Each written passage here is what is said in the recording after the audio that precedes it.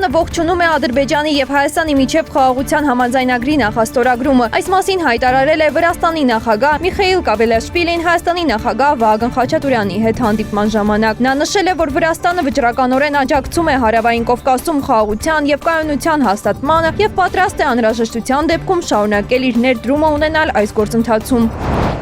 Բաքուն շահագրգռված է միջազգային խաղաղության եւ բարգավաճման Թրամփի երթուղու շուրջ աշխատանքների արագացմամբ Ադրբեջանի հիմնական մասի եւ Նախիջևանի միջև անխոչնդոտ կապ ապահովելու համար։ Այս մասին ասել է Ադրբեջանի արտգործնախարար Ջեյհուն Բայրամովը Ամերիկայի Միացյալ Նահանգների պետքարտուղարի քաղաքական հարցերով տեղակալ Էլիսոն Հուքերի հետ հանդիպման ժամանակ։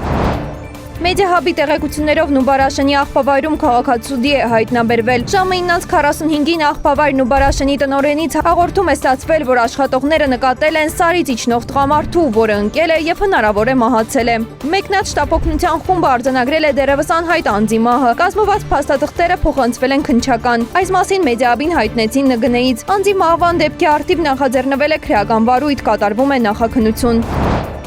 Սևանալճում Սիգի որսը որոշ ժամանակով արգելվում է։ Կառավարության 2025 թվականի հունիսի 26-ի որոշման համաձայն 2025 թվականի նոյեմբերի 20-ից մինչև 2026 թվականի փետրվարի 1-ը Սևանալճում խստիվ արգելվում է Սիգի արդյունագործական որսը։ Նոյեմբերի 20-ից հետո Սևանալճում հայտնաբերված նավակների եւ որսի միջոցների համար կկիրառվեն օրենքով սահմանված պատասխանատվության միջոցներ։ 2026 թվականի հունվարի 1-ից Հայաստանում 1 կիլոգրամ Սիգի համար դրույքաչափը 65 դրամից կդառնա 200 դրամ։